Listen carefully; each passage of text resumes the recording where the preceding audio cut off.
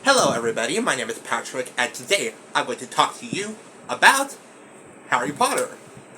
I've been thinking about Harry Potter for a while, even before I found out that Hogwarts Legacy was going to be a video game. And in this post-J.K. Rowling times, after J.K. Rowling's tweets about possible transphobia became apparent, I was asking myself a question. Are the Harry Potter books even that good in the first place? And I think that that's a pretty important question to ask because, in my opinion, what is the point of asking to separate the art from the artist when the art isn't even that good in the first place? Basically, I'm asking myself, people don't like J.K. Rowling all that much nowadays. I mean, she's still pretty popular, but not as popular as she was before. And I'm thinking to myself, do the books really deserve to be all that popular in the first place? And that is what we're going to talk about today.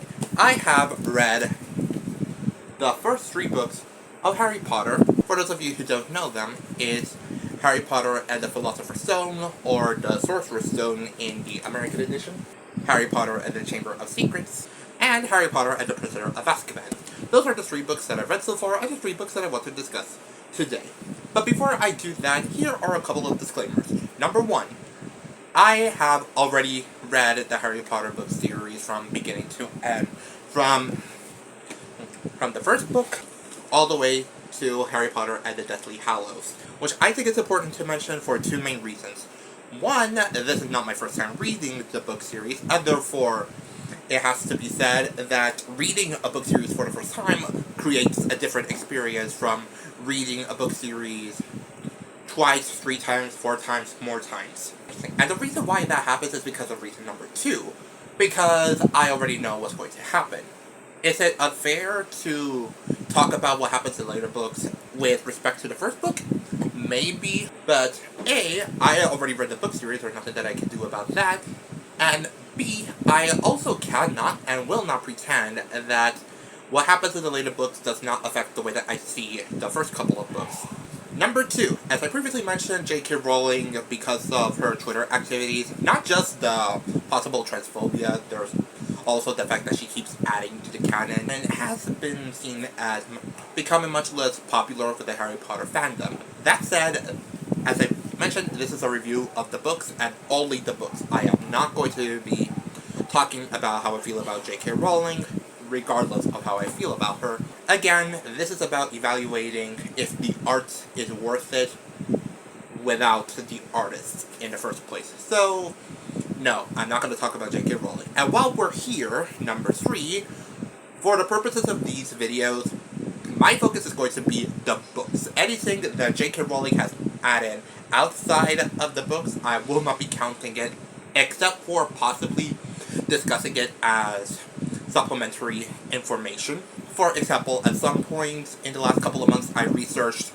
when wizards went into hiding with respect to the Muggle world, and how long that has been, and it's surprisingly a relatively recent development. Is it a canonical fact? No, but it does inform canon, or at least it informs my relationship with canon, so I also have to take that into consideration, but it will not be considered canonical for the purposes of this video. So, was all that clear? I hope so. So, here's book 1.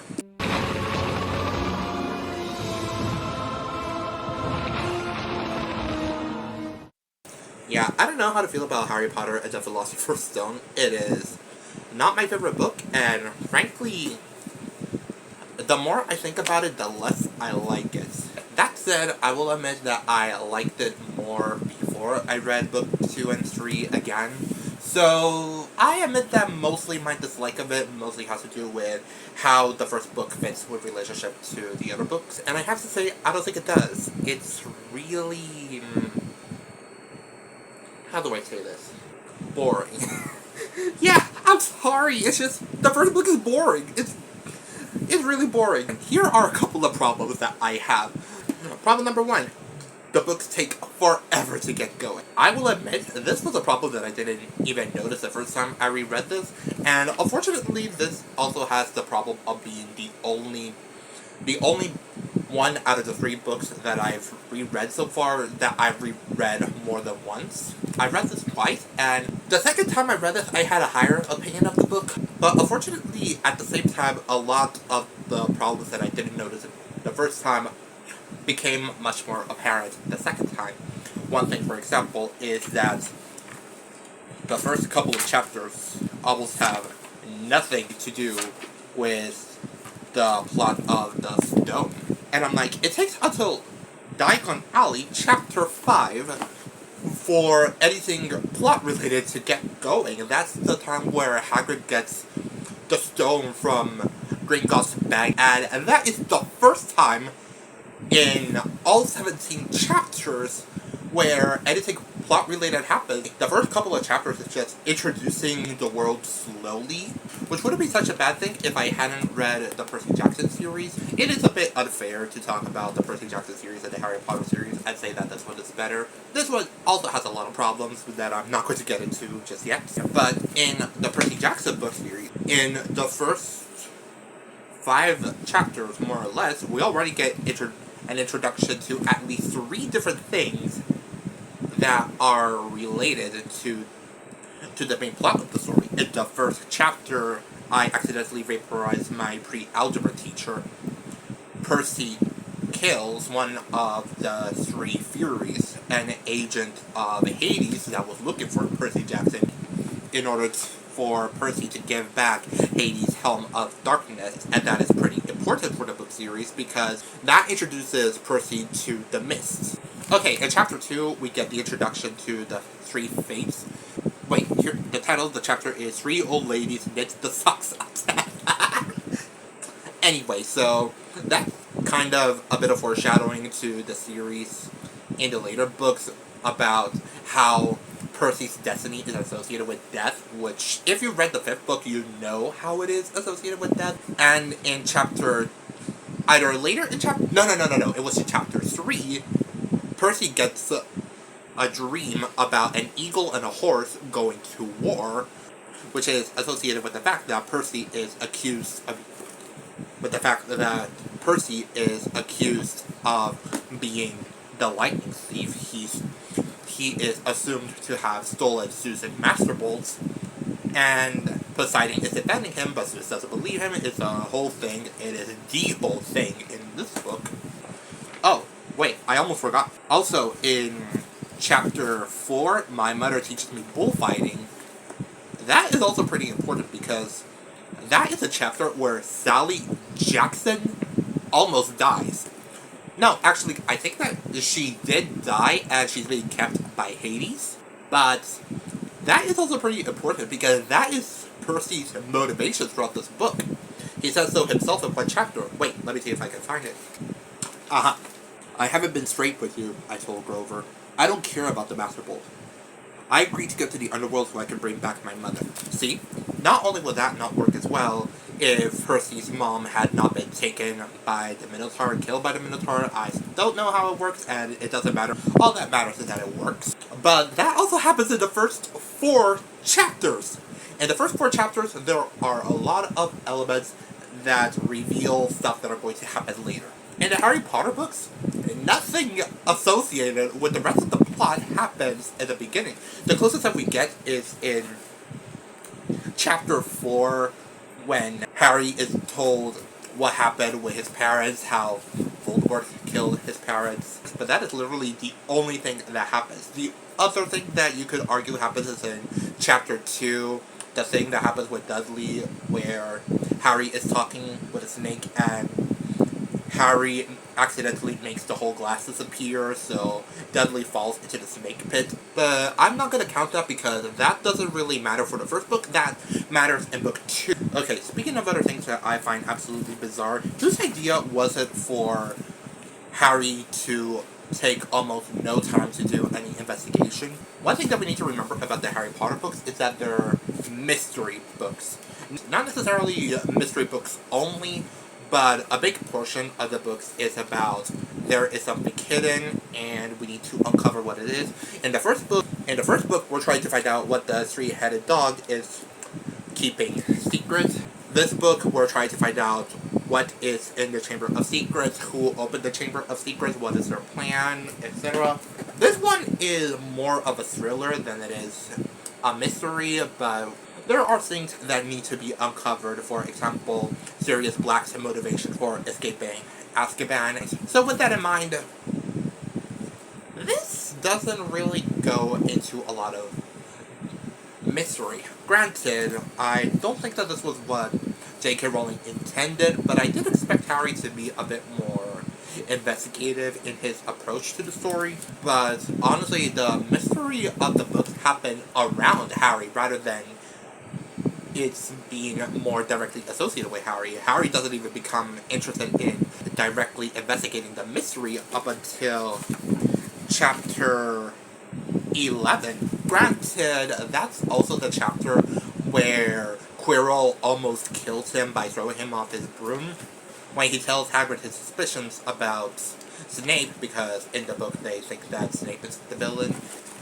Hagrid says, "You forget that dog, and you forget what is guarding. That's between Professor Dumbledore and Nicholas Flamel." "Aha!" said Harry. "So there's someone called Nicholas Flamel involved, is there?" That is chapter 11. And then they find out the mystery of Nicholas Flamel. Nicholas Flamel, she whispered dramatically, is the only known maker of the Sorcerer's Stone. So they find out about the stone in chapter 13. In this book is page 219. And they find out that Nicholas Flamel is involved in page 193. That's 26 pages! Harry, Hermione, and Ron don't do anything to uncover the mystery except for less than 30 pages. I'm like, shouldn't this be more of a focus? I get it, this is the introduction to the book series, but actually this brings up another problem. This book is almost completely pointless. You could literally cut it out of the series and it would affect nothing. It gets even worse because the first chapter of the Chamber of Secrets has a summary-ish of what happened in the first book, and not only does it feel like the first book is pointless, but Quirrell wasn't mentioned in the summary, and I don't think that the Philosopher's Stone was mentioned either. Let me check it out. Yeah, Quirrell isn't mentioned, the stone isn't mentioned. The only thing that matters in this book is the backstory and the development of the character relationships. But that aside, you can throw this book out and nothing would matter. And I'm like, shouldn't it matter? I'm not gonna lie, the first Percy Jackson book also doesn't matter all that much. Although I think that I'm a bit more forgiving here because all of the books are pretty different. Even The Lightning Thief ends with A, the introduction of the main villain, Kronos, and B, the reveal of the Lightning Thief, Luke Castellan, who leaves Camp Half-Blood and starts associating himself fully and openly with Kronos. And you could even argue that the failure of the Lightning Thief plan is what led to Luke running away and what led to what happened in Book 2 and subsequently Books 3, 4, and 5. And probably more importantly, all of the other books have stuff that connects to the other books as well. Nothing that happens in this book affects what happens in the rest of the series, again, except for the introduction to different characters, which I just find completely bizarre. Why is that a thing? That said, as much as I don't like the plot of this book, I am going to give credit where it's due that I do love the foreshadowing. I do love foreshadowing. I can't remember every instance of foreshadowing, but I do know a couple of small moments. For example, at one point, Hagrid says, you have to be desperate you have to be crazy, or you have to be desperate if you think about stealing from Gringotts Bank, which A, foreshadows in this book that somebody tried to break into Gringotts Bank in order to steal the Philosopher's Stone, and it foreshadows in this book when Harry successfully breaks into Gringotts Bank in order to find one of the Horcruxes. But there are also other small details, like, I think that one of the secret passages established in this book was introduced in this book, and even in the same book, Hagrid says, no, I can't give you a told you'd be made fun of at school. And then a couple of chapters later, we get introduced to Neville, who is made fun of constantly. I don't love that Neville is made fun of, but I do love the foreshadowing. So, yeah, useless book. It is completely skippable. Not entirely bad, though. That said, let's talk about some of the characters. Harry, Ron, and Hermione. Harry is not a bad character, but especially in the first book, I don't have much of an impression of him. Ron, I did like more. He's pretty funny. And that's about it. Hermione. Okay, in the first book, she's Hermione. In the first book, she's not that bad. I did not like her in book 3, but in the first book, she's not that bad. But I still don't know why she lied to McGonagall and said, "No, Professor, it was my fault. I was the one looking for the troll." And I'm like, A, you wouldn't have gotten into trouble if you just told them that. You just told them the truth. And 2, what was the purpose of it? The purpose of that, it was an accident. Although, I don't think she would know it, so. Yeah, I don't know. Anyway, I mentioned Neville, and Neville is probably my favorite character in this book.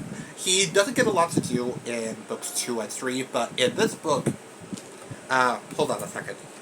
Alright, in this book,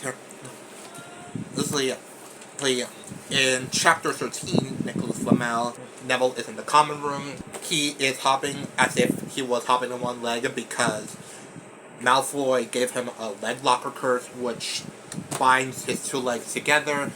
Hermione goes, immediately undoes the curse, and then we get a conversation where Ron is telling Neville, "You gotta stand up for your." Neville says that he knows that he's not brave, and Harry gives him a chocolate frog. And Harry says, "You're worth 12 of Malfoy. The Sorority Cat chose you for Gryffindor, didn't it? And where's Malfoy? And stinking Slytherin." But probably more importantly is what happens after that. Give me a minute. You know how I think that she's people for the Gryffindor team? It's people they feel sorry for. See, there's Potter, who's got no parents, then there's the Weasleys, who's got no money. You should be at the team, Mug-Bottom. You've got no brain. And then Neville faces Malfoy and says, "I'm worth 12 of you, Malfoy."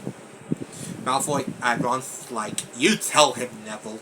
And the moment where Harry is comforting Neville, that also leads to the end of the book when Neville finds out that Ron, Harry, and Hermione are trying to leave the common room to go to the 3rd floor, and he tries to stop them. Neville explicitly says, "You told me that I gotta stand up for myself." And Ron says, "Yeah, but not to us." But that was also the moment that led to Dumbledore giving Neville 10 points, which we'll get there in a minute. Quirrell. I'm not sure how I feel about Quirrell as a twist villain. I mean, on the one hand, I didn't see it coming, which is the point, but on the other hand, I'm not sure how well connected he was to the mystery in the first place. I mean, if I remember correctly, he only has a couple of scenes. Snape gets more scenes than Quirrell, but then again, in the Prisoner of Azkaban, Peter Pettigrew doesn't appear until the last 5 chapters or so, so I guess this is a J.K. Rowling staple. Anyway, well, I guess this is a J.K. Rowling staple. I'm not sure if I'm a fan, but I can see what she's going for. Speaking of Snape, I mean, I don't like him in the later books, but specifically in the first book, I can't tell if he was that bad. He was pretty bad in the first full chapter that we had with him. I think it was called The Potion Master, and he was like, "So, Potter, you can't answer any of my questions. I'll take 10 points from Gryffindor for your cheek." And then Neville ruins one of his potions, and then he turns to Harry, and then he says, "What do you mean that you didn't tell him not to use an ingredient or other?" I don't remember which one. I think there were quills. Whatever. What do you mean that you didn't tell him not to put the quills? So you thought that you could look better if Longbottom did a mistake in front of you. Another 10 points! And he's... Yeah, that was pretty bad. Also, he took... I don't remember whose book he took. He took one of Quidditch Through the Ages. I think that's the name of the book, but I don't remember if it was Ron's, Harry's, or Hermione's. It was one of those three. He says, you're not supposed to take library books out of the school, and it's like, no, you do realize that it's not from the library. So, yeah, Snape, it's not great. I think that his first chapter is his worst one, but he's still not great. He's still better than McGonagall, though. And Dumbledore, but I'll get to Dumbledore in a minute. McGonagall frustrated me in this book. In the first place, everybody says that Snape is the one that's playing favorites, but then McGonagall turns around and sees Harry flying on a broomstick for the first time, mind you, and she's like, yes, I must get this first year on my Quidditch team, despite the fact that it's against the rules for first years to play Quidditch. So she is almost as much, if not more so, playing favoritism just to get a benefit. Oh, and then that's what happened with Norbert. So, if you remember from the book, this is not how it went in the movie, so if you only watched the movies, you don't know this, but in the book, Harry gets a pet dragon, but because breeding dragons is illegal, Ron is able to convince his brother Charlie, who works with dragons, to get Norbert in secret. Ron is unavailable, so Harry and Hermione have to go take Norbert to the top of the astronomy tower so that Norbert can be taken away. Malfoy found out what happened, so he goes to McGonagall and... Wait, let me see if I can turn it. And then McGonagall's like, detention, and 20 points for Slytherin, wandering around in the middle of the night. How dare you? You don't understand, Professor. Harry Potter's coming. He's got a dragon. What utter rubbish! How dare you tell such lies? So she takes 20 points from Slytherin and gives Malfoy detention. Okay, fine, whatever. But then, when Harry, Hermione, and Neville, because Neville was trying to follow Harry or something. I don't remember what happened. All that matters is that he gets caught by Filch. McGonagall says, I'm disgusted for students out of bed one night. I've never heard of such a thing before. You, Miss Granger, I thought you had more sense. As for you, Mr. Potter, I thought Gryffindor meant more to you than this.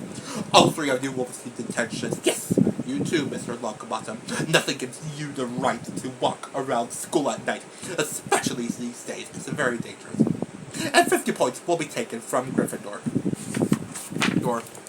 50? Harry gasped. They will lose the lead. The lead he had won in the last Quidditch match. 50 points each, said Professor McGonagall, breathing heavily through her long-appointed nose.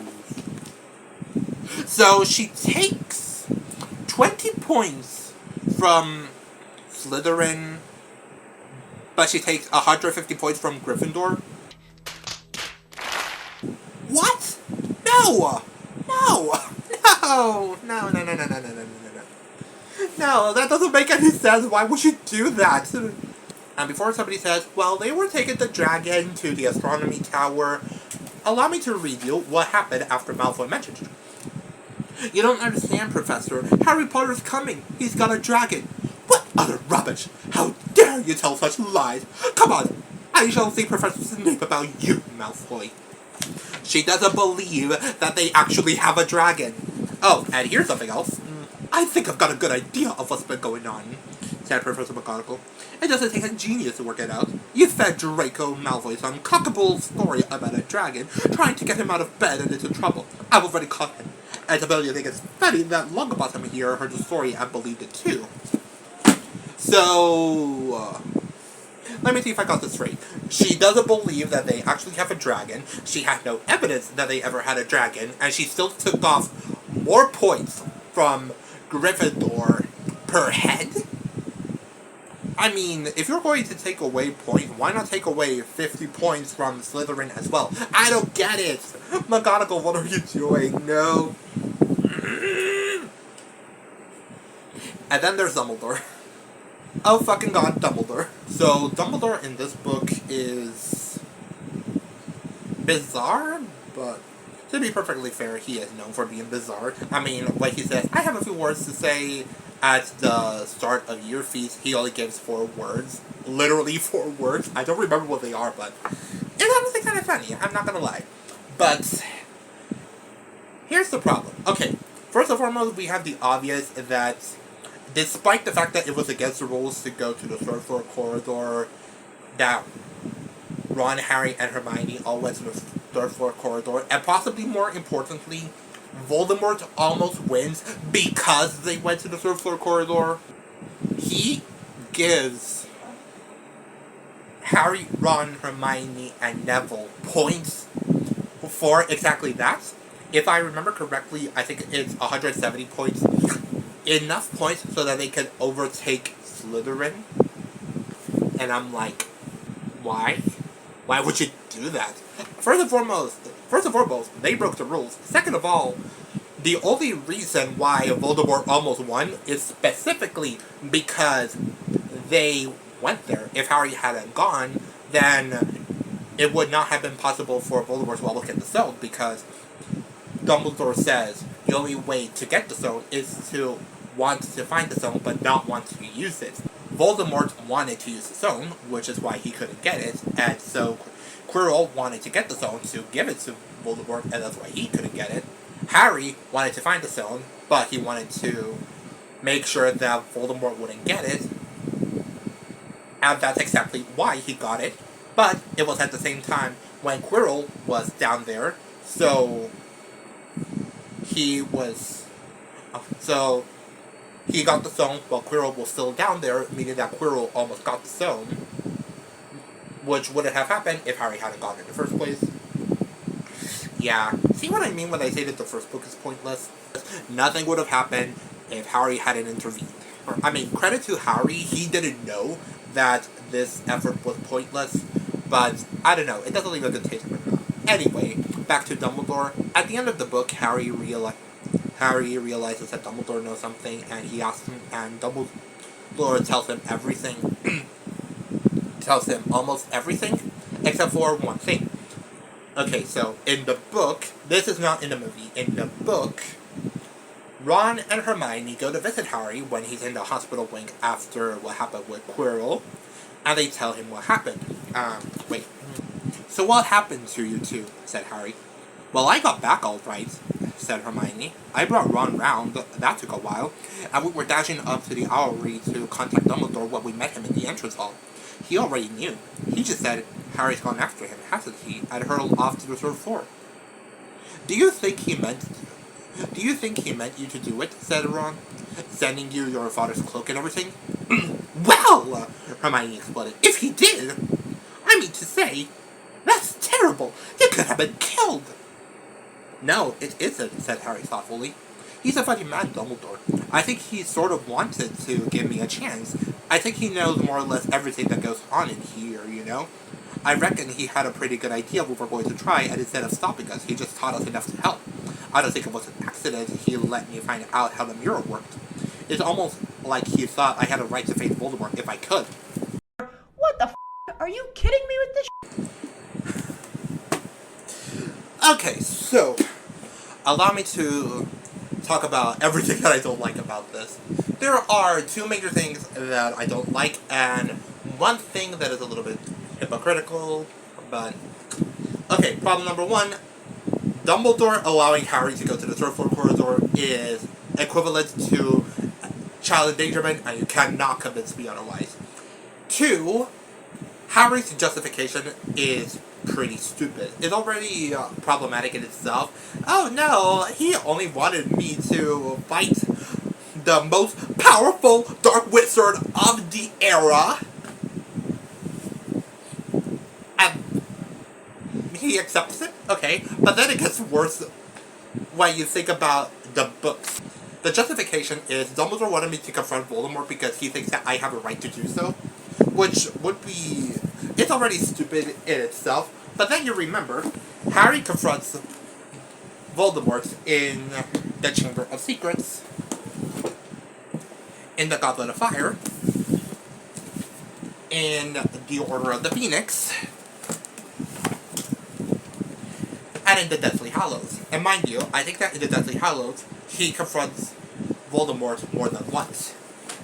So, not only does it just not need to happen, it just adds to how pointless the first book is. The third problem that I have with this is a little bit hypocritical. It's a little bit hypocritical because I just called out Dumbledore for child endangerment, but the problem is, we later find out in Book 7 that Harry is a Horcrux, that Harry has a part of Voldemort's soul, and that the only way for Voldemort to be defeated is by Harry dying. So, why did he rescue Harry? Because, mind you, already in the Chamber of Secrets, already at this point, Dumbledore already knows that Harry has a part of Voldemort's soul in him. And if we're being generous, you could probably say that he didn't know so at this book, but we're not completely sure. And regardless, it's just dumb. Dumb. Like I said, it's a bit contradictory, but it's bad however you see it. Either Dumbledore did know that Harry is a Horcrux, meaning that saving Harry is a problem, or he didn't know that Harry is a Horcrux and he endangered the child for no reason. One way or another, it's not really good. And we also can complain a little bit about Hagrid, or pretty much the owner of the three-headed dog. I really don't know how to feel about Hagrid. He is a mess. He's a problem. He owns a dragon, despite the fact that owning dragons is illegal, and he knows it. So yeah, I was a bit confused over Hagrid's reaction to the detention. At one point, Malfoy is complaining, "What do you mean that we're going into the forest? We're not supposed to go into the forest." And Hagrid's like, "Well, you should have thought about that before you got into trouble." I was a bit bothered by that at one point, but then I realized he only got mad at Malfoy, who didn't need to go. And yeah.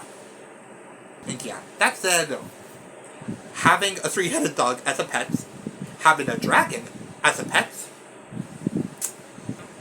Hagrid, you'd be dumb. And that's not even getting into book 2. So, all in all, the first book, it was fine. Not my favorite. There are some parts that I did genuinely like, but all in all, I just cold towards this book. It is pointless. A lot of the characters just don't rise to what I think the occasion should be. The child endangerment for me is unforgivable. And before somebody calls me out for Percy Jackson, yes, it's true, Percy Jackson does also put the characters, minors, into a lot of danger, but I would argue that A, it's not any individual character that puts the characters in danger, it's the world that puts the characters in danger. And B, the characters that do put others in danger are mostly called out for it. For example, at the end of the story, Percy says, "You know what, this is on you. You have left us for far too long, you don't care about us, and that's what led to all of this happening." And he says, "You gotta change." Do they actually change? Probably not. Hermes at one point even recognizes, we've been doing this for thousands of years. It's not gonna change in the next couple of years, but at least they're called out for it. Dumbledore never gets called out for it. In fact, Harry justifies it, and I'm like, oh fuck no. I'll see you guys for the Chamber of Secrets.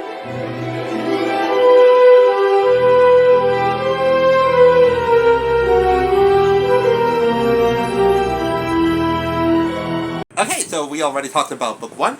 Time to talk about the Chamber of Secrets. So, the Chamber of Secrets, compared to the first one, was, in my opinion, better. It was better. I don't know what I liked about book 2 compared to book 1. Actually, no, that's a lie. I know specifically. So, let's get into it. I have to say, I just like the atmosphere of book 2 much more. I don't really know what the atmosphere was for the first book. Maybe it was trying to go for whimsical with an undertone of darkness, but it didn't reach that level for me. This one is when the series starts to get in with the horror, and it is so fantastic. Some of my favorite moments are when the story gets all creepy. You know, the ones when Harry starts listening to the voices and he starts to believe, wait, what is going on? Why am I hearing these voices in my head that nobody else can notice? And those were the moments that I liked the most. The actual plot itself is hit or miss. It is probably the book that I have heard people criticize the plot the most. Although, granted, I don't engage with a lot of people that have talked about this book, so I don't really know. It is out of the 7 canonical books, technically 8 because Harry Potter and the Cursed Child exists, but I refuse to consider that book canonical. But out of the 7 canonical books, this one is the one that's rated the least, but that's not really saying so much when all of the Harry Potter books have more than 4 stars on Goodreads. So, yeah, this one is the lowest, but when the low is still pretty high. Yeah. Let's talk a little bit about the mystery element, which is... I'm not entirely sure how I feel about it. I mean, I do like the moments in this book that go in with the horror, but the truth of the matter is that there are so few and far between. I mean, we have very few victims. In the first place, we have Filch's cat, we have Colin Creevey, we have Justin Finch-Fletchley, and then we have Hermione and Penelope Clearwater, Percy's girlfriend. So that's 5 victims. Technically 6 if we also count Ginny, but it drops back to 5 if we consider human victims. So all in all, we have 5 or 6 victims throughout the span of... Okay, I don't know how long it's been. So the book begins in September, but the actual attacks don't begin until Halloween night. So, and the school year ends in June, so June, July, August, September, October. We have 4 to 6 victims in the span of 7 months. Yeah, no, it didn't go all in with the horror elements, and I think that part of the problem was that I was expecting more victims, or for it to be truncated so that it's faster paced. Actually, that's a problem that I have with this book, that this should have ended quicker. We know the timeline of events. We know how long it's taken everything to happen. The first victim was Mrs. Norris in Halloween night. A couple of weeks later, Colin Creevey, and then either in late November or early December, Justin Finch-Fletchley gets attacked. And that's important to mention because at one point in the book, it's established that it's more than 4 months between attacks. So with that in mind, we know that Justin Finch-Fletchley was attacked either in November or December. It means that Hermione was attacked either in March or in April. 4 months later, either in March or in April. Which, to me, raises a question, why that long? The problem is, when you think about it, the book should have been resolved by January at the latest. Because the truth of the matter is that we don't get all that much new information in the couple of months that follow. The most that we get is Tom Riddle's diary, and Harry going into Tom Riddle's diary, where Tom is framing Hagrid for unleashing the monster, which, while we're here, if Hagrid was suspected of unleashing the monster, why was he even allowed near the school? If everybody at the time thinks that Hagrid is the heir of Slytherin, why keep him in the same location where he has access to the monster he was supposedly breeding in the first place? Oh my god, see what I mean when I say that everybody in the books is dumb? Oh god, no! here's the problem. After January, or between January and April, nothing happens that gives you clues. The most that we get, again, is from Riddle's diary, but that is a fake clue, and even then, it doesn't tell us what the monster was in the first place. Here is the information that we already have before January. We know that Harry is listening to voices. We know that Justin Finch Fletchley was attacked by the Slytherin monster after Justin Finch Fletchley realized that Harry was a Parselmouth.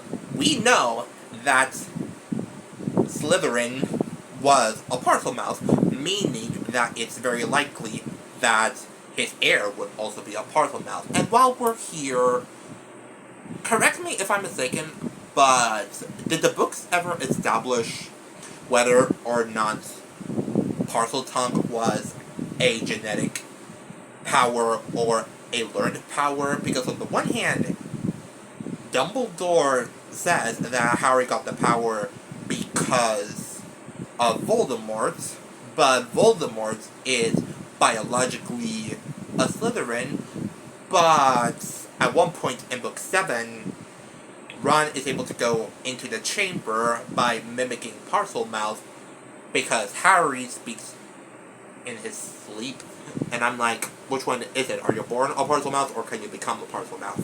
Because Ron basically became a Parselmouth and nobody cares? Okay. Moving on from that, I guess. Okay, so this next thing is not really a problem for me, but I have heard a few people, namely Murphy Napier, talk about this being her least favorite Harry Potter book because of how everything is resolved. What a coincidence that Hermione had found out the truth about the monster and had that piece of information in her hand when she got petrified. What a coincidence that Fox was there when Harry needed him the most. What a coincidence that the sword was able to be pulled out of the hat, and what a coincidence that Fox brought the hat to Harry in the first place. And yeah, it is all pretty coincidental, but I have less of a problem with it. I think because I already have issues with the fact that this book should have ended earlier. As I mentioned, nothing new. All of the previously established information was already set up by January, meaning that everybody should have known it by January. By January, you can probably forgive Hermione for not putting the pieces together herself, but what are the excuses for the adults? Again, it is a well-known fact that Salazar Slytherin was a Parselmouth, meaning that there's no reason not to know that the Slytherin monster is a magical snake. I mean, let's assume that people learn that there is a magical snake in the castle by November. That means that people should have realized what type of magical snake, or what were the different types of magical snakes, by December, January. If I'm being generous, they should have found out about the whole set of magical snakes by February at the latest. I do not understand how is it that it took so long for everybody to not realize everything that was going on. The fact that the diary was a Horcrux and had a piece of Voldemort's snow, I forgive the fact that nobody knew about that, because I don't think at that point many people knew about Voldemort using Horcruxes, but again, there's no excuse for the magical snake thing. And with the new characters, I don't really have much to say about it. Gilderoy Lockhart was there. I didn't like the explanation that they gave over why he was there. Oh my god, he's an idiot. Why did Dumbledore hire him? And at one point Hagrid says he didn't really have a choice. Nobody wants the job because everybody thinks that the position is cursed. And I'm like, Oh, that's actually pretty good. He's the only one that actually would want to take the job. I think that I think that that's another thing that I liked about this book, that I had a lot of questions about it, but this one was the book that satisfied those questions most satisfactorily to me. I think that that's what it was, but I can't remember most of the other questions, so I'm just gonna have to assume that that's the case. Anyway, Lockhart was kind of there. I don't remember much about him. He was literally so pointless. Like, you could have cut him out from the story, and very little could have changed. Dobby, on the other hand, I did like Dobby. I will say, I did not like Dobby at the beginning. At the beginning of the story, when he's spying on Harry in the bushes of Privet Drive, and then when he goes inside, I thought, this creature is so annoying, please get him out of the books. But then, at the end of the book, when he appears next to Lucius Malfoy, and he is pointing to the diary, while also pointing to Lucius Malfoy, it's like, oh. To me, that was a sign of, oh, so Dobby wanted to help him, but he is still bound by magic or for whatever reason to not help Harry, or to still feel angry at himself for betraying the Malfoys. And that was really good. I liked it. I understand that J.K. Rowling's treatment of the House Elves is controversial, if not downright problematic, but if this was the only example of the House Elves, I think that was a very good one. He couldn't help Harry because he is magically compelled not to, or to stop himself, or to hate on himself for doing it, and I like that. I don't know why, but I liked it. That said, Lucius Malfoy, I'm not entirely sure if I like him. Because on the one hand, he is the mastermind behind everything. He's the one that owned the diary and put it in Ginny Weasley's pile of books, which is why Ginny had the diary in the first place. But at the same time, I'm thinking, okay, so you had the diary and you intended to use it this whole time. Why didn't you give it to your son? And what's worse is that I think that how they could have made it work could have been brilliant. Think about it this way. So, Draco is given the diary, but it is in his second year that he starts to use it. He can't use it in his first year because then that would raise suspicions. Wait, the Chamber of Secret is open again? Oh my goodness! It must be one of the new students. So by waiting to the second year, it could have been much more strategic. It could have been like everybody is going to be looking at the new students. Nobody's going to be paying attention to the students that are already at Hogwarts. So the heir of Slytherin can already do whatever he wants. And that could have been brilliant. But here's what I would have liked more of. Now, I don't know how the diary works. I think that it's established that the reason why Ginny was able to be seduced by Tom Riddle is because she poured so much of herself into it.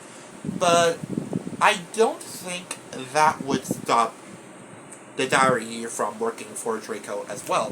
First and foremost, Draco also has a pretty tough relationship with his father. Everything bad about Draco is because of his father, is because of his family.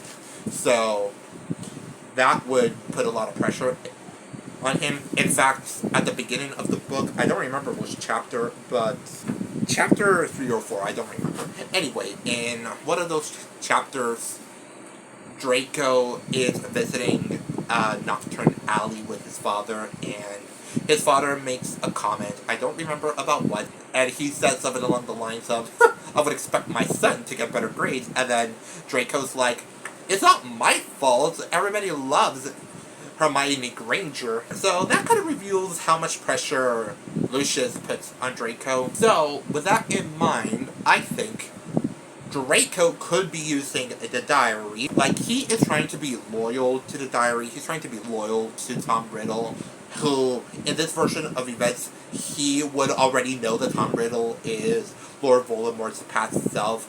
So he could be writing in the diary, promising to be loyal to Tom Riddle, loyal to Voldemort. But while he does that, he is also expressing his vulnerabilities, his insecurities, the family pressure that is put on him, and Voldemort would be taking advantage of that. Because the reason why Voldemort almost escapes the diary is because Ginny put so much of herself into the diary that Tom Riddle's Horcrux was able to use that to almost escape the diary again, almost become fully formed, to become fully fledged again. And I think that could be a way to betray Draco. He originally gets involved with the diary under the belief that he is going to be helping the cause, that he's going to make sure that all of the mudbloods, that they are all taken out of Hogwarts, and that they are all petrified, that they are all turned to whatever, that they're all scared, and that they all want to leave Hogwarts. Maybe you could even have it that he doesn't know that the basilisk is intended to kill. Like, maybe he is intended to attack and scare, but he doesn't know that the basilisk is deadly. I don't know how that would work, however, because Lucius Malfoy is established to be a dark wizard, he's very into dark magic, but okay, whatever. It can work. But I'm also thinking,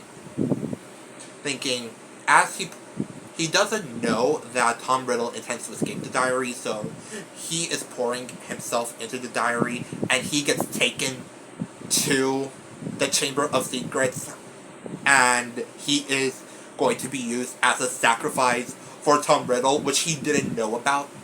But Harry finds out about Draco being the intended victim and still intends to go to the Chamber of Secrets to rescue Malfoy.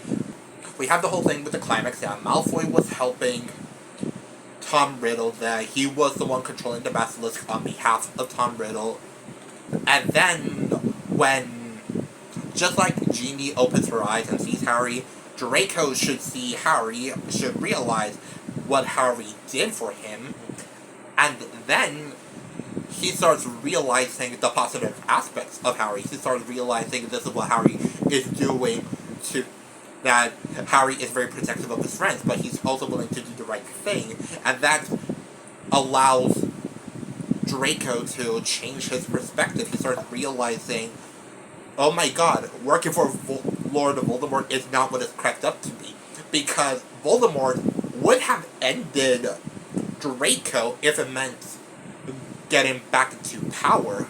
I think that could have worked pretty well, because if I remember correctly, in book 6, Draco is recruited to become a Death Eater, and I'm thinking, what if Draco already becomes Harry's friend, or in the very least Harry's ally in the previous books, so that when he's recruited in this book, or even as far back as book 5, when he's recruited there, he can become a spy on behalf of Harry, spying on the Death Eaters. And I think that could have worked pretty well. First and foremost, Draco is awful. I hated him in the first book, and I think that he got worse in book 2, and I am like, oh, hell no. I want this kid burnt. I want this kid sent to Russia or to North Korea, and I want to give Draco Malfoy to one of those two countries and say, hello, Russians or North Koreans, I give you this present so that you can play target practice with your nukes.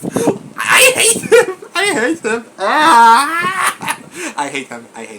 I really don't like him, and I think that this could be an excellent opportunity for character development.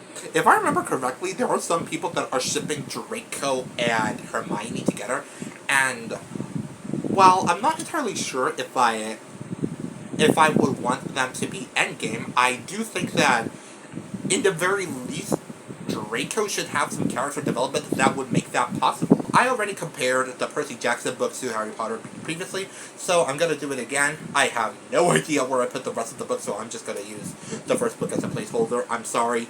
But there is a character introduced in the first book called Clarice LaRue, one of the daughters of Ares, the god of war. Clarice is a bully. She is a bully, a kind of half-blood, but throughout the series we get to see a different side of her.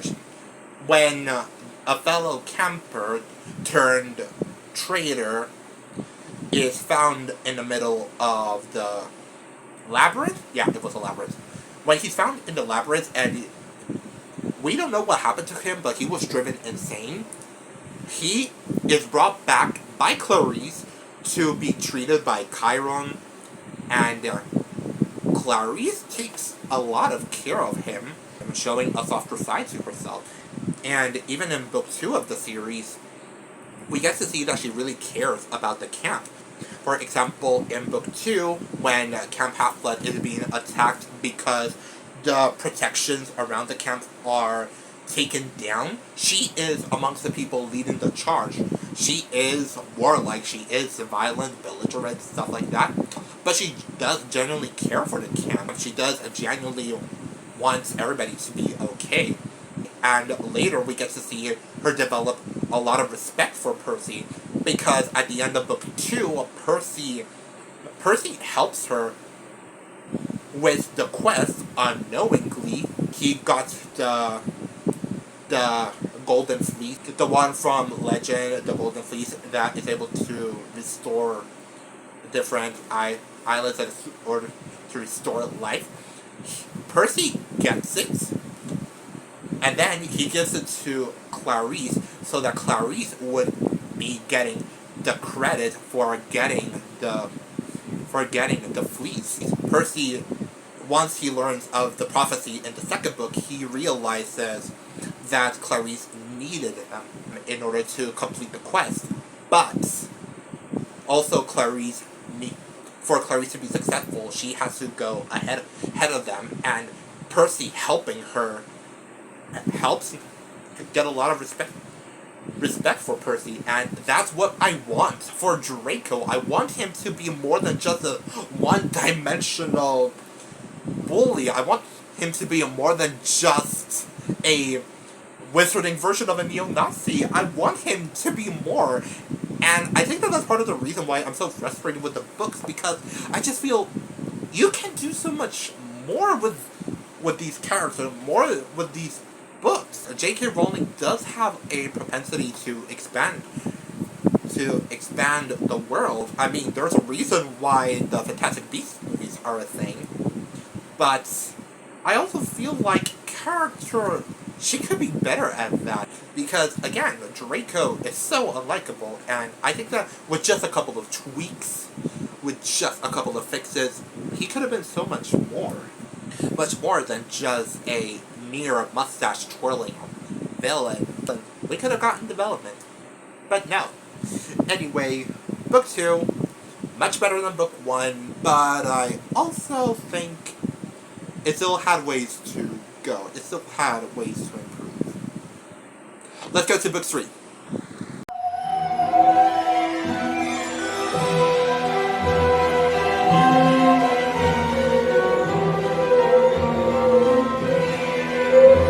And now we make it to book 3. And I can't decide if I like this book more or less than book 2. I do know that I like this book more than I like this book, but this book compared to this book, I'm not so sure. Let's talk about genre, let's talk about the atmosphere, because, oh my god, it was so good, you guys. Guys, honestly, the atmosphere, the horror element, I'm gonna say this right now, if you told me that Harry Potter was a horror book series, I would believe you, and this is a book that proves it to me, because the Dementors are fantastic. How they affect Harry was fantastic. The climax was fantastic. The plots and the mystery elements themselves were not fantastic, but the inclusion of the Dementors and what they put Harry through, those were fantastic. I fucking loved it. Here is a scene that I really liked. He fell Okay, so here is something that happens after Harry starts training to cast a Patronus. It's technically not a real Dementor, but it functions as one. I'm not sure how that works, and it doesn't really matter. Here's what Harry is thinking at the moment. He felt drained, and again, this is after training. He felt drained and strangely empty, even though he was so full of chocolate. Terrible though it was to hear his parents' last moments replayed inside his head, these were the only moments Harry had heard their voices since he was a very small child. But he'd never be able to produce a proper Patronus if he half wanted to hear his parents again. They're dead, he told himself sternly. They're dead, and listening to echoes of them won't bring them back. You better get a grip on yourself if you want that Quidditch Cup. I love that moment because it is one of the rare times where Harry has internal struggles. Harry does have moments of insecurities and moments of fear throughout the books, but very rarely are they character traits. Actually, more to the point, Harry doesn't really have any major character flaws throughout the whole series, and this is one of the few times where I thought that it was getting pretty interesting. Harry having to choose, do I want to listen to the voices of my parents again, or do I love Quidditch more and I want to be safe for Quidditch? And while we're here, going back to the first book, and specifically the cover, when Harry is on a broomstick, can somebody please explain to me why Harry decides not to become a Quidditch player as a professional? I mean, it is the thing that he loves the most. Allow me to go. His broomstick, he loves it so absolutely that when it gets crushed, this is what happens. Madame Pomfrey insisted on keeping Harry in a hospital wing for the rest of the weekend. He didn't argue or complain, but he wouldn't let her throw away the shattered remnants of his Nimbus 2000. He knew he was being stupid, knew that the Nimbus was beyond repair, but Harry couldn't help it. It felt as though he'd lost one of his best friends. Harry is basically in a relationship with his broom. How is it that he doesn't become a Quidditch player? He should have. Another scene that I really liked was in chapter 20, the Dementor's Kiss. After everything was revealed with Peter Pettigrew and Lupin, the Marauders, and everything that happened there. They're taking Peter Pettigrew back to the castle so that they can give him to the Dementors. But Lupin begins to transform into a werewolf, and he forgot to drink the wolfbane, so he's going to be a feral wolf, not a kind wolf, not a human wolf of that sort. So Peter Pettigrew takes advantage of that, and he escapes, so they have nobody to exchange for Sirius. The Dementors find Sirius. Harry and Hermione are with him, and the Dementors are coming down on him. Let me see if I can And then Harry saw them. Dementors, at least 100 of them, gliding in a black mass across the lake towards them. He spun around. The familiar icy cold penetrated his insides, fog starting to obscure his vision. More were appearing out of the darkness on every side. They were encircling them. Hermione, think of something happened, Harry yelled, raising his wand, blinking furiously to try and clear his vision, shaking his head to rid it of the faint screaming that had started inside it. I'm going to live with my godfather. I'm leaving the Dursleys. He forced himself to think of black, and only black, and began to chant, Expecto Patronum! Expecto Patronum! Black gave a shudder, rolled over, and lay motionless underground, pale as death. He'll be alright. I'm going to go and live with him. Expecto Patronum! Hermione, help me! Expecto Patronum! Expecto! Hermione whispered, Expecto? Expecto? But she couldn't do it. The Dementors were closing in, barely 10 feet from them. They formed a solid wall around Harry and Hermione and were getting closer. Expecto Patronum! Harry yelled, trying to block the screaming from his ears. Expecto Patronum! A thin wisp of silver escaped his wand and hovered like mist before him. At the same time, Harry felt Hermione collapse next to him. He was alone. Completely alone. Expecto Patronum! Harry felt his knees hit the cold grass. Fog was clouding his eyes. With a great effort, he fought to remember. Sirius was innocent. Innocent. We'll be okay. I'm going to live with him. Expecto Patronum, he gasped. By the feeble light of his formless Patronus, he saw a Dementor halt, very close to him. He could walk through the cloud of silver mist Harry had conjured. A dead, slimy hand slid out from under the cloak. It made a gesture as though to sweep the Patronus aside. No! No! Harry gasped. He's innocent! Expecto Patronum! He could feel them watching him, hear their rattling breath like an evil wind around him. The nearest Dementor seemed to be considering him. Then it raised both its rotting hands and lowered its hood. Where there should have been eyes, there was only thin, gray, scabbed skin, stretched blankly over empty sockets. But there was a mouth, a gaping, shapeless hole, sucking the air with the sound of a dead rattle. A paralyzing terror filled Harry so that he couldn't move or speak. His Patronus flickered and died. White fog was blinding him. He had to fight. Expecto Patronum! He couldn't see. And in the distance, he heard the familiar screaming. Expecto Patronum! He groped in the mist for Sirius and found his arm. They weren't going to take him, but a pair of strong, clammy hands suddenly attached themselves around Harry's neck. They were forcing his face upward. He could feel his breath. It was going to get rid of him first. He could feel his putrid breath. His mother was screaming in his ears. She was going to be the last thing he ever heard. Perfect! That was fucking awesome. See what I mean when I say that Harry Potter is at its best when it goes into horror? That scene was so tense. It was so nerve-wracking. It just filled you up with dread. It just felt like it was so tense. I already mentioned it. I already read this book. I already know what was going to happen. And I still loved feeling it. It was bone-chilling. It was a really well-done moment. Congratulations, J.K. Rowling. Unfortunately, that happened before the Time Turner stuff, but hey, we can't have it all, can we? But anyway, those were good moments, but one problem that I do have with the book is how stupid the whole thing is. So, this is called Harry Potter and the Prisoner of Azkaban. The Prisoner of Azkaban is Sirius Black. The reason why Sirius Black was sent to Azkaban is because of Peter Pettigrew. Here's what happened. Voldemort found out about the prophecy. Voldemort finds out that Harry is going to have a power. He's going to have the power to destroy Voldemort, and the prophecy says one must destroy the other. So, before Harry gets of age, Voldemort wants to kill Harry.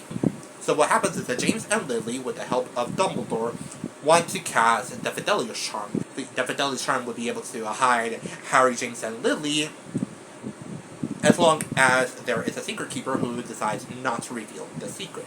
The Secret Keeper in question was originally intended to be Sirius Black, but at the last minute, Sirius decided to switch with Peter Pettigrew, believing that Voldemort would never go after Peter Pettigrew. He thought, It's brilliant, brilliant, brilliant, I tell you.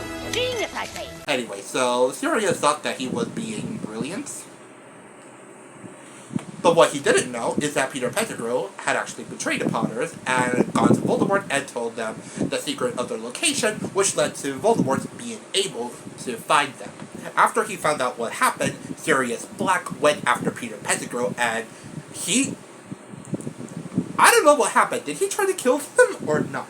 I don't remember, and this is what we know happened. That 12 people died. I think we're supposed to believe that Peter Pettigrew was the one who killed them, but I don't entirely like that, and I'll get to why in a minute. And then Peter Pettigrew cut off one of his fingers and transformed himself into a rat. Anyway, after that, Peter Peter Pettigrew escaped. He goes to live with the Weasleys for 12 years. How he was able to stay a rat for 12 years. Rats die within 2 years. Okay. So, this is what I mean. Okay, so this is what I mean when I say that the plot is a little bit stupid. Number one, if you were going to change Secret Keepers, why not tell Dumbledore? You know, Dumbledore, the person that's helping you with the Fidelius charm in the first place. And while we're here, why not have Dumbledore be the Secret Keeper? Voldemort is already fighting Dumbledore, so you don't need to worry about Dumbledore being the Secret Keeper because Dumbledore is already in a fight with Voldemort. It would not have mattered one way or another. Also, another thing that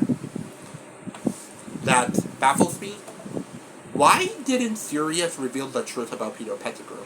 So, mind you, Peter Pettigrew, James Potter, and Sirius Black all became anime guys. All of them obtained the ability to transform themselves into animals. Specifically, a dog, a stag, and a mouse.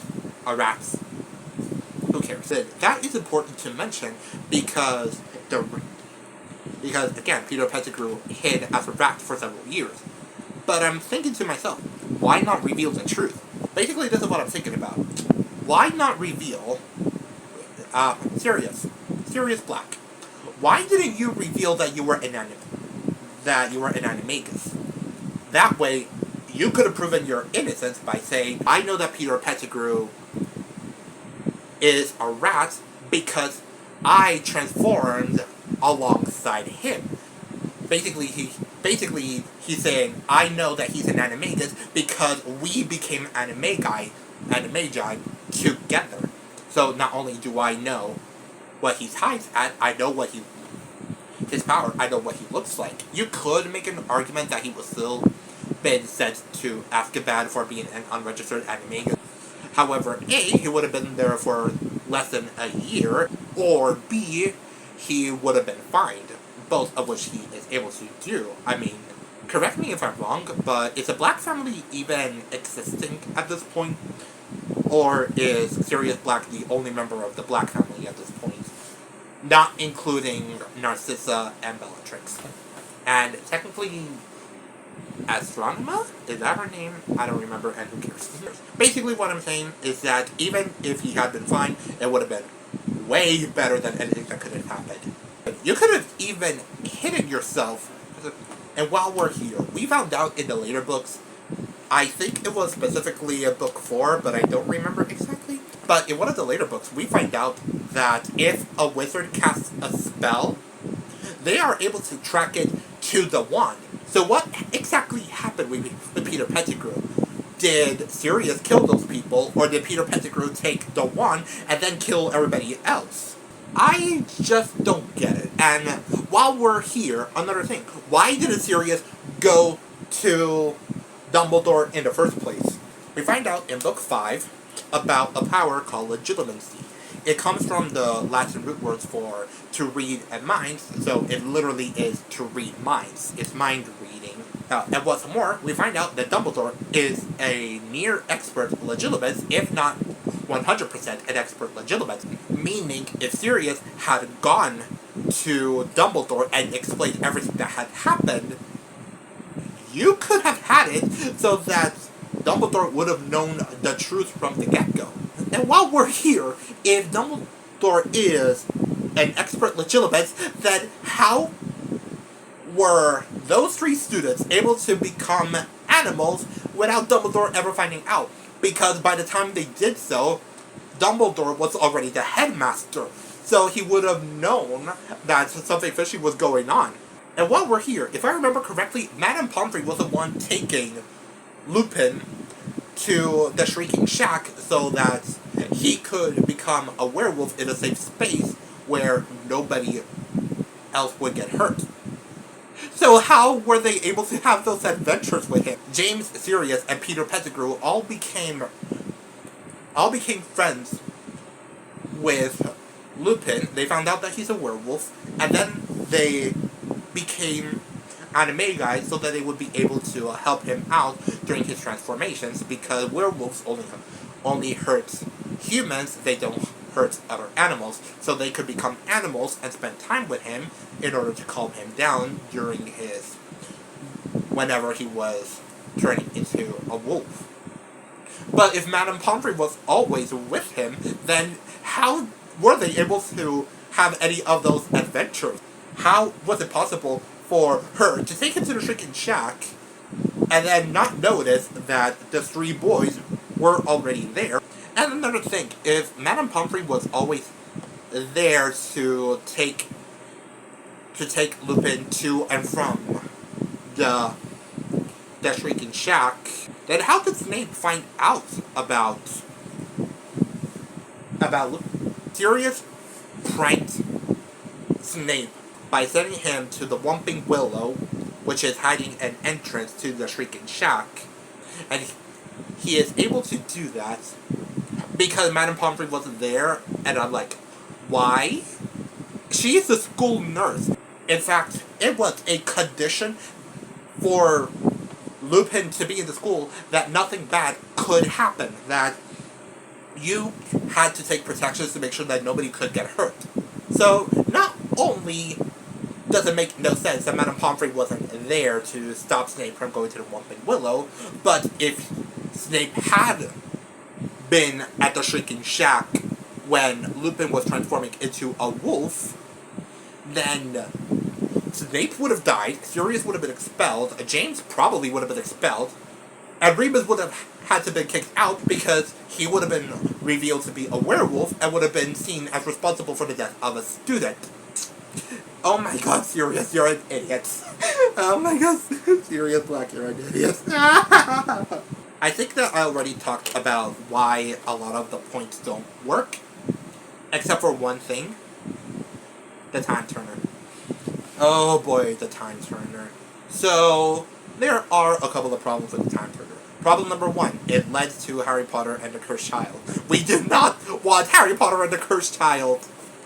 Okay, I'm kidding. Harry Potter and the Cursed Child isn't terrible, but even I can say that it's severely lacking. Anyway, that's problem number one. Another problem that I have with the Time Turner is that the story doesn't really know how it wants to use it. At one point, it is established that you actually can change the past. Hermione, said Harry suddenly, what if we just run in there and grab Pettigrew? No, said Hermione in a terrified whisper. Don't you understand? We're breaking one of the most important wizarding laws. Nobody's supposed to change time. Nobody. You heard Dumbledore. If we're seen, we'd only be seen by ourselves and Hagrid. Harry, what do you think you'd do if you saw yourself bursting into Hagrid's house, said Hermione. I think I got mad, said Harry. Or I think there was some dark magic going on. Exactly. You wouldn't understand. You might even attack yourself. Don't you see? Can I just say that J.K. Rowling says don't you see way too often? Anyway, Professor McGonagall told me what awful things have happened when wizards have meddled with time. Loads of them ended up killing their past or future selves by mistake. So that establishes time travel to be fluid. You can change the past, right? Hold on a second. Hermione listened to what had just happened with her mouth open yet again. Did anyone see you? Yes. Haven't you been listening? I saw me. But I thought I was my dad. It's okay. I knew I could do it this time because I've already done it. Does that make sense?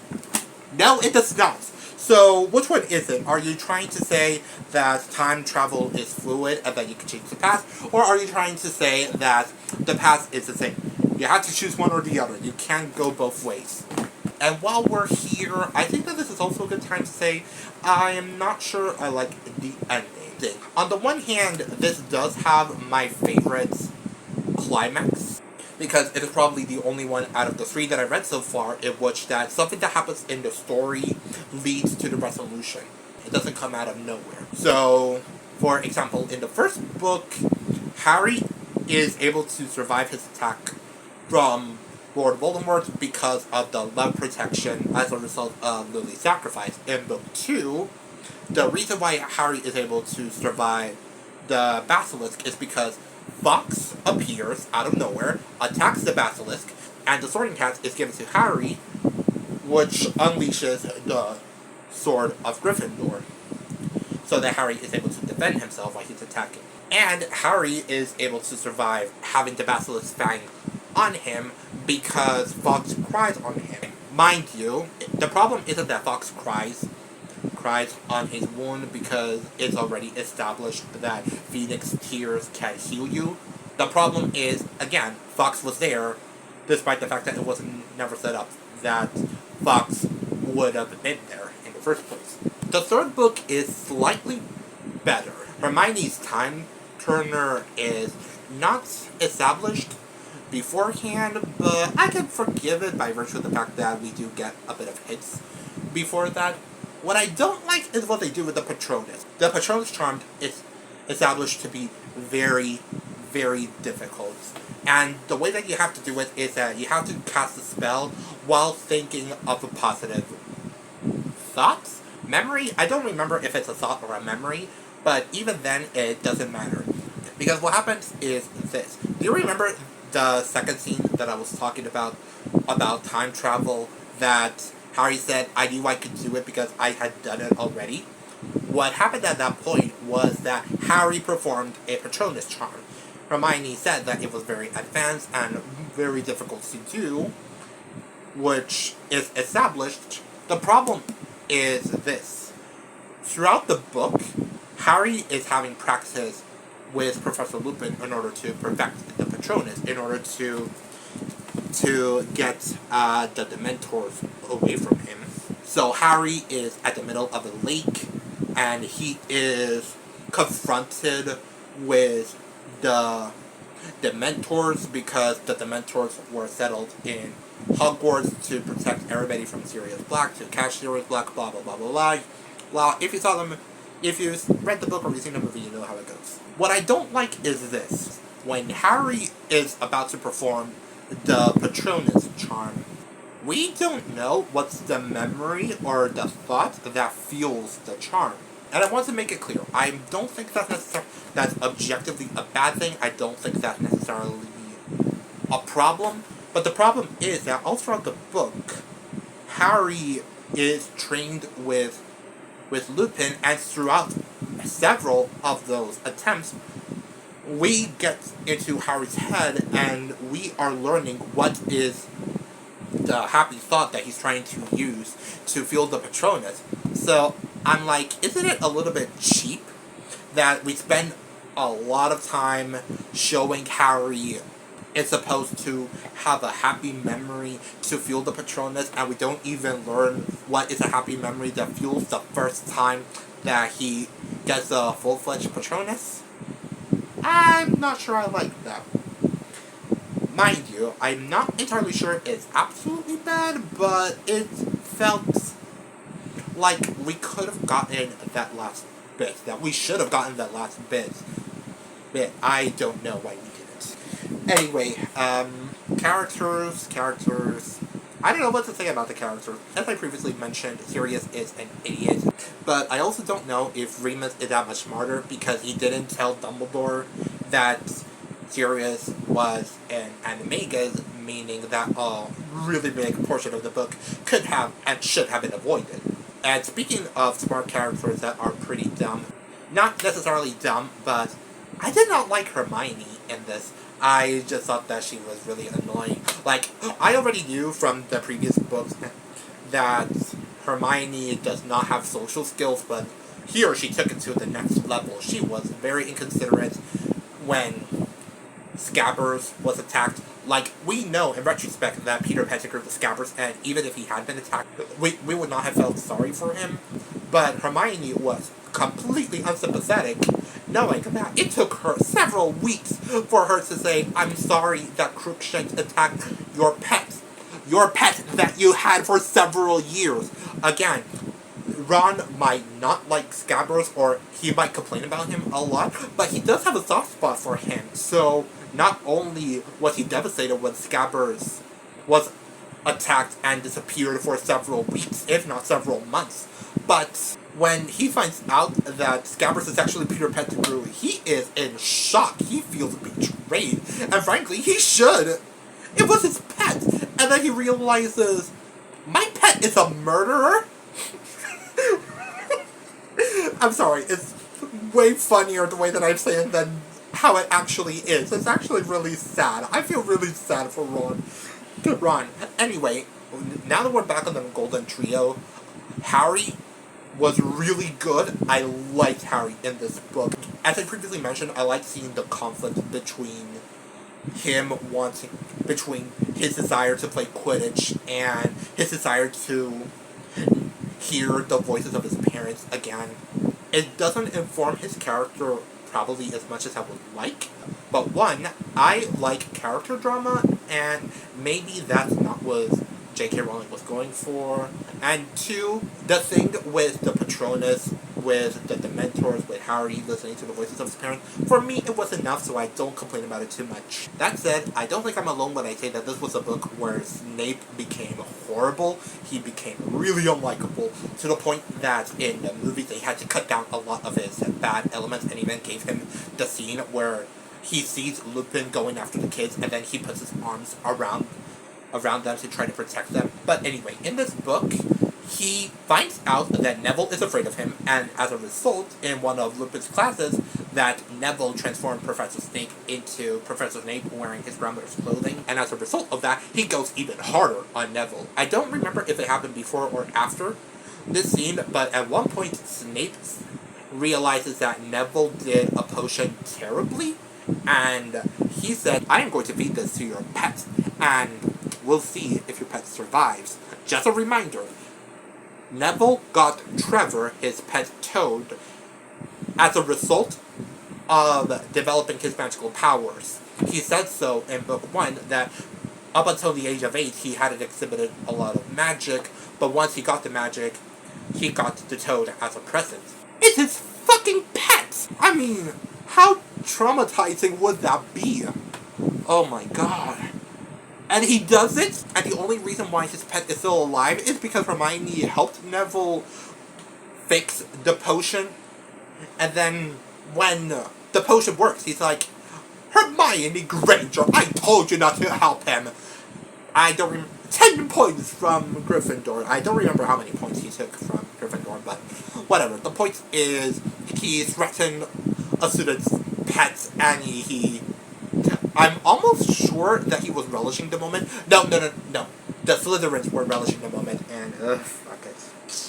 I hate the Slytherins. I don't know if it was in the book, if the world isn't divided into good people and Death Eaters, everybody has light and darkness to them. I don't remember if that's a book original or a movie original, but if it's a book original, J.K. Rowling, you're doing a shitty job portraying that. Anyway, another thing that Professor Snape does is, in the book, Snape sends Sirius Black to the Dementors.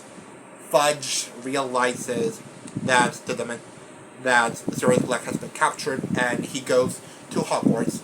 Snape takes the credit for his capture, but Harry, Ron, and Hermione are all trying to say, Sirius is innocent, he didn't do it, Peter Pettigrew is still alive, he's the one who did it. And Snape is just discrediting everybody, despite the fact that he knows that it's not true, that he knows that Sirius... No, it's true, he knows that Sirius is innocent, because he was there during the confession scene at the Shrieking Shack. Also, he hates on Lupin for something that Lupin had nothing to do with. I previously mentioned that Sirius did a prank on Snape that would have resulted in his death. And the reason why Snape hates Professor Lupin is because Snape thought that Lupin was involved, but even after he finds out that he was not involved, he's still going up against Lupin. Oh, and then when Sirius Black escapes because of the time turner thing and Buckbeak, which I forgot to mention, but Buckbeak is there. It was really... I'll get to that in a minute. But after Buckbeak escapes and Sirius Black escapes on Buckbeak, Professor Snape outs Lupin as a werewolf. He reveals the medical information of a teacher out of spite. That was horrible! Your wish is horrible! You're horrible! You're an irredeemable monster! Again, J.K. Rowling, if you wanted to portray Snape as sympathetic as somebody which you'd like, you should have done a much better job. Say what you will about the movies did a much better job of this. Anyway, I think that's most, if not all, of the No, Professor Trelawney. I almost forgot about her, and I don't know what to think about her. On the other hand, we have Sir Cadogan, which I found really enjoyable. I don't know if I'm alone in my opinion of this, but I like Sir Cadogan. Yeah.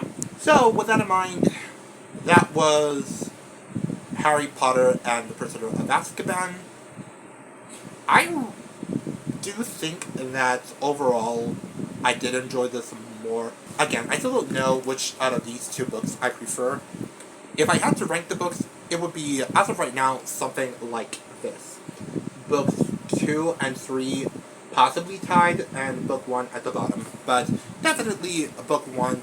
If book 1 is the worst one out of them all, in my opinion, then book 2 and 3 were really on a good job. Books 2 and 3 did a really good job. I hope to God books 4, 5, 6, and 7 go all in with the horror elements, because like I mentioned, I love Harry Potter as a horror book. I'm not sure how I feel about Harry Potter as book. Book 3 does have the most complete story, because almost every aspect of the book, almost every plot point of the book comes back at the finale. The whole thing with Buckbeak, that Buckbeak was on trial, that comes back, and he escapes, and he is utilized to help Sirius Black escape. That was fantastic. That was fantastic. But again, the plot did not need to happen, and I'm not entirely sure how I feel about that. But anyway, that was my review of the first 3 books. Thank you very much for watching this video, and I will see you in a couple of weeks after I finish book 4 and 5.